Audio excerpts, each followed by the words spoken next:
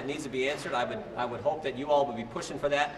Why we don't know who this individual is and can determine the credibility that he or she may have, I think is a fundamental question. So if you want to speak to John Bolton, do you think there's any support for John Bolton to testify before these committees? Again, we're getting ready to go into we've had 30 hours of testimony. We're heading into our 4th interview. I assume this will be another 8 to 10 hour day. Each individual offers their own unique and distinct perspective.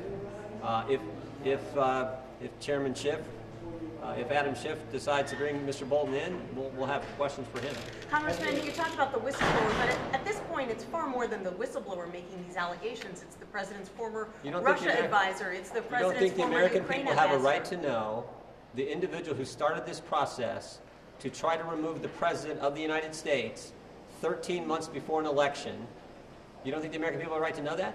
But don't you think that there's a much larger circle of people now who are all saying the same thing as the whistleblower? Don't you think we need to know how this all started? The individual who started it all got a readout from the call between President Trump and President Zelensky, writes a memo the next day, uses terms like scary, frightening, crazy, and then waits 18 days to file a complaint. And who's the first person he runs off and sees in that 18-day interim? Adam Schiff's staff. And you don't think the American people have a right to know who that individual is? Come on. I mean, we're talking 330-some million people in this country. We're talking about removing the President of the United States, the leader of the free world, based on that guy's memo, that guy's complaint, who the first people he talked to were Adam Schiff, who's running this closed-door session, this closed-door process. I think the American people like to know. So you think he has no right to anonymity? He has a right to protection. That's what the whistleblower statute says. It doesn't say anonymity.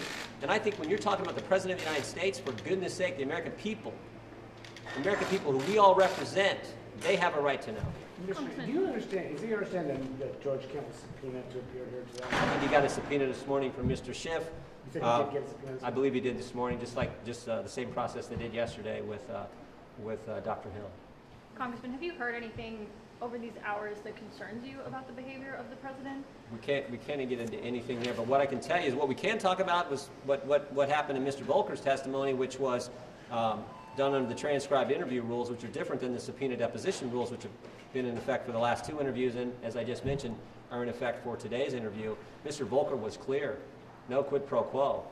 Mr. Volker confirmed exactly what President Trump and President Zelensky said on the call. No pressure, no pushing, no quid pro quo whatsoever. And Ambassador Volker confirmed that.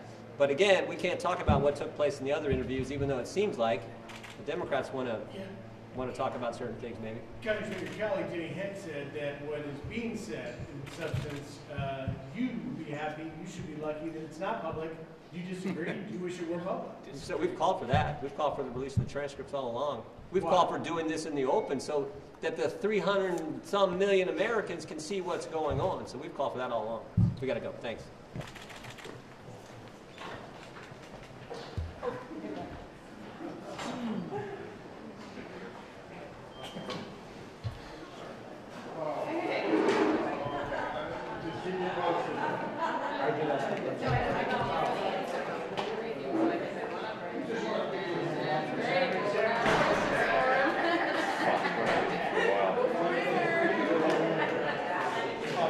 That group that went down the elevator before was the witness?